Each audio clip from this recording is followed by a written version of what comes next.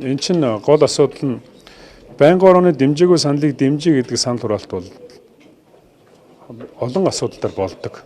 Жишээ нь одоо юу гэдгийг төсвийн асуудлаар зарим нэгэн гишүүд хэн нэгэн гишүүнийхээ гаргасан саналыг дэмжихгүй байж болно шүү дээ. Тэр бол заавал юун дээр очиод чуулганы хуралдаанд очиод дэмжээгүй саналыг дэмжиж хураагдаад явдаг.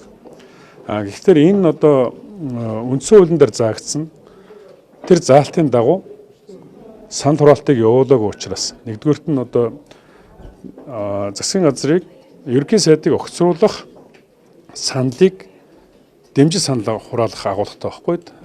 Тэрний дагуу цэцгийн дүгнэлт гарсан. Тэр нь бол нэгдүгээр одоо үндсэн хууль зөрчсөн асуудал болж байгаа. Хоёрдугаар нь бол дэгийн тухай хууль эрсдэлтэй холбоотой асуудлууд бол хууль зөрчсөн асуудал болж байгаа. Тэгэхээр ер нь бол ямар ч асуудал одоо жишээ нь юу гэдгийг нэг жилийн өмнө одоо жишээ нь гаргасан хуулийг цэц үндсэн хууль зөрчсөн байна гэж дүгнэлт ирүүлдэг үстэй. Тэр дүгнэлтийг яагаад тэрг хурал удирдсан хүн тэрг уншснараа хариуцлага тооцохдохгүй байгаа. Яагаад гэвэл тэр хүн дэгийн тухай хуулийн дагуу их хурлын тухай болон дэгийн тухай хуулийн дагуу санал хураалт бүх зүйлээ явуулсан учраас хууль зөрчсөн асуудал яригддаггүй байхгүй. Тэгэхээр энэ саяын санал хураалт чинь тэр дэгээ зөрчсөн. Дээрээс нь үндсэн хуулийн одоо тэр заалтын эсрэг санал асуудал одоо санал хураалттай томьёол явсан учраас л одоо энэ үндсэн хууль зөрчсөн гэдэг асуудал гарч байгаа шүү дээ. Ардсан намын ер нь нөгөө хоёулангийн огцруулна гэдэг агуулга барьж ирсэн шүү дээ. Тэгэхээр засгийн газрын бодлоо хууль бусаар огцруулсан болоод ажлаа үргэлжлүүлээд хийгээд явж явах шиг байна. Энэ дээр одоо ардсан нам ер нь ямар байр суурьтай хандах вэ? Бүлэг хуралдах уу? Холбогдох хүмүүстэйгээ уулзсан байгаа болов уу гэдэг. Тэр өдрийн эрдсэн бас хууль бус гэдэг байгаа шүү дээ.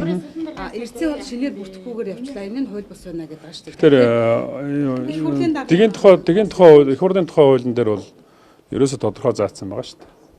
Чуулганы хуралдааны эрдэс 4-5 дахь өдөр хуралдана. Үлээ 9 цагт эрдэс үүсэж 10 цагаас 13 цаг 14 цагаас 18 цаг хүртэл хуралдана гэсэн ийм одоо тодорхой заалттай. Тэгэхээр энэ заалтаа хэрэгжүүлээг үл гэдэг энэ гол агуулгаар тэр хууль зөрчсөн гэдэг ийм дүгнэлт гарсан байна. Тэгэхээр их хурлын даргын огцорсон асуудал одоо бас хүчингүй болчихж байгаа гэсэн үг. 10 цаг 13 минут 17 минут ч үлээ тийм ээ. Булган твэ дарга өнөөдрийн чуулганы хуралдааны эрдэс хүрсэн тул чуулганы хуралдаан эхэллээ гэж хэлсэн байна. Түрүүний ардсан намын асуудал ер нь ямар байр суурьтай байгаа вэ? Тэр байр сууриа нэгтгэсэн байгаа юу? Үргэлжлүүлээд. Тэгэхээр одоо засгийн газрын асуудал бол дахиад ерөнхийлөгчийн хориг хилцэгдэх ёстой. Өөрөөр хэлбэл энэ чинь үндсэн хуулийн цэцгийн дүгнэлт гарчлаа тийм ээ. Гэтэл ерөнхийлөгч тэрнээс өмнө хориг тавьчлаа. Тэгэхээр ер нь бол цэцгийн дүгнэлт хориг хоёр тусдаа процедур. Тэгэхээр би бол одоо бас туршлагаас харахад бол төрийн байгуулалтын байнгын хороо өнөөдөр 13 цагаас хуралдах хэрэгтэй байсан. Гэвч одоо эрсдэл өрөхгүй хойшиж байгаа шиг байна.